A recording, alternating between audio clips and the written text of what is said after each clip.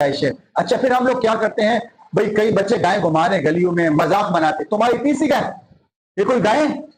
जब अक्सर लोग गाय घुमा रहे होते हैं ना, बच्चों को मजाक भी बनाते हैं। हमें ऐसा नहीं करना चाहिए। आप गाय घुमाएं गलियों में, लेकिन किसी का मजाक ना हो रहा है। हर किसी को अल्लाह ने उसके इस्तिताअत के मुताबिक दी हुई गाय, और अपने जितने भी गुंजाइश लोग होते हैं उस हिसाब से। कई लोग ऐसे जिन्होंने पिछले साल कुर्बानी की थी, इस साल कुर्बानी नहीं करेंगे, उनके पास गुंजाइश नहीं, अल्लाह ने नहीं दिया उनको। तो इस साल अल्लाह ने गुंजाइश दी, इस साल गुंजाइश नहीं, तो हम उनका ही मजाक ना हो रहा है, या तुम तो असल गाय लाए थे, इस बार तुम्हारी गाय किधर है, तुम्हारा बकरा किधर है। बल्कि ऐसा मजाक हमें बिल्कुल नहीं उड़ाना चाहिए उनका। अच्छा, दूसरी बात, फिर जब गाय कट जाती है ईद के दिन, उनका गोश्त की तकसीम की बारी आती है। अच्छा, गोश्त तकसीम के हवाले से मैं आपको ये समझा दूं, सबसे पहला हक किसका है? रिश्तेदारों का। पहला हक किसका है?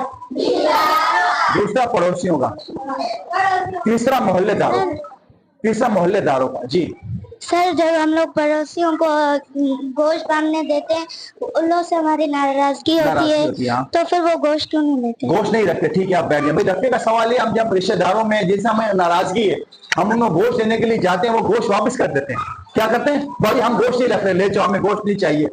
देखिए, आपका फर्ज पूरा हो गया, आप गए नाराजगी खत्म करने के लिए भी, आप हमारा गोश्त भी रख रहे हैं, नाराजगी भी खत्म कर दें। अच्छा, गोश्त एक अच्छा तरीका, नाराजगी आपकी किसी नाराजगी है, कोई आपसे रूठा हुआ है, उनको मनाने का सबसे अच्छा तरीका क्या है? बकरीद पे गोश्त। भैया हम आपके लिए गोश्त लेकर आए, आप ये कबूल करें, रखे, तोहफा है हमारी तरफ से। अगर वो नहीं रख रहे, आपका फर्ज पूरा हो गया, आपको अजर भी मिल गया। ये मैं आपको बताऊं, उन्होंने आपका गोश्त नहीं रखा, आप वापस ले, आपको आपका अजर मिल गया, आपको आपका सवाब पूरा देंगे अल्लाह पाक। ठीक है, तो हमें इस बात का खुसूस ख्याल रखना है, जब हम गोश्त बांटे, पहला रिश्तेदारों का, दूसरा पड़ोसियों का, तीसरा मोहल्लेदारों का। अच्छा, एक ही दौर में आपको समझाऊं, अब मेरे घर में कुर्बानी हुई है, मेरी खाला ने भी कुर्बानी की है, मेरे मामू ने भी कुर्बानी की है, तो हम कोशिश करें वो खाले अगर गोश्त ना भिजवाएं, उन्हें घर कुर्बानी ऑलरेडी हो चुकी है, मामू गोश्त ना दें। हम लोग क्या करते हैं, भाई मेरे घर कुर्बानी हुई है, 10 किलो का थैला मामू के घर जा रहा है, हालांकि मामू ने भी कुर्बानी की है। ऐसा ही है ना, खाला ने कुर्बानी की है, उनको हम क्यों गोश्त देने, वो हमें बेचना, हम उनको बेचना। हम उनको ये बोले भाई हमारा गोश्त हमारे से क्या, आप गरीबों में बांट ना, कि फ्रीजर भर लें। देखिए, गोश्त खुद भी खा सकते कुर्बानी, लेकिन आजकल के जो हालात हैं, हर बंदा कुर्बानी नहीं कर सकता, तो हमें कोशिश करें हम गोश्त ज्यादा गरीबों में तकसीम करें, गरीबों में बांटें, और इस तरह से बांटें कि उनको ये बुरा भी ना लगे। कई लोग ऐसे, मैं आपको बताऊं, मैं अपने आंखों से घर देखे, सुबह खाने का होता है, रात को भूखे सोते हैं, मैंने अपनी आंखों से वो घर देखे। सुबह खाने का नाश्ता है, रात को खाने की रोटी नहीं।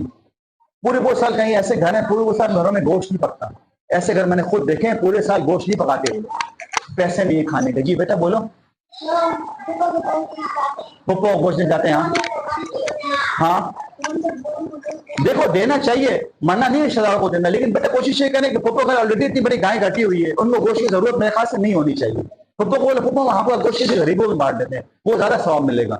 रिश्तेदारों में, गरीबों में, मोहल्लेदारों में, इन घर आपको पता है जो गरीब लोग नहीं करते कुर्बानी, तो हमें कुर्बानी का गोश्त तकसीम करने में ज्यादा ख्याल रखना चाहिए कि सबको थोड़ा थोड़ा गोश्त पहुंच जाए, जहां जहां कुर्बानी नहीं रही वो भी गोश्त खा लें।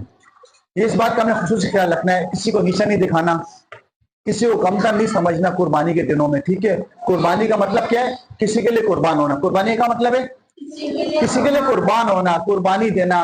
भाई आपकी मैं हेल्प करता हूँ, ये कुर्बानी है, किसी की कोई मदद कर देना, किसी की हेल्प कर देना।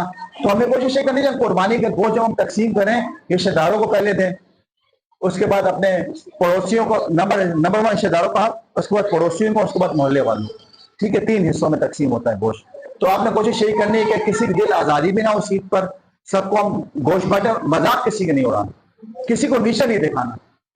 अक्सर लोग ऐसा करते हैं, कोई दिखा भी रहे ना उसको मना करो, या कोई बात नहीं, तुम छोटी गाय लाए हो, अल्लाह कुर्बानी कबूल करे। आप लोग मजाक नहीं बनाए हम किसी का, और किसी की दिल आजादी ना करें सीट पर। ठीक है, और जो जितना हमसे हो सके हम लोगों की मदद करें, हम लोगों में गोश्त बांटें। ठीक है, गोश्त का एहतराम भी करना है। कई लोग घर में गोश्त पड़ा हो तो थैली बंदी पड़ी है, फेंक फेंक के देते हैं, गाड़ियों से फेंकते हैं लोग आके, उसका भी एहतराम, गोश्त का भी एक एहतराम है, रिज़्क है, उसका एहतराम भी करना है, एहतराम से जाके देख कर आना है। और क्या कहते हैं, अच्छा किसी का आप गोश्त देने गए, तुम्हारा कुर्बानी है हुई नहीं हुई ये बताओ पहले, लोग पूछते जाके बकायदा कुर्बानी की कि नहीं की, नहीं पूछना चाहिए, दे के देने जाओ, जाके दे के आ जाओ वापस, पूछने की कोई जरूरत नहीं, दिल आजारी नहीं करनी किसी की।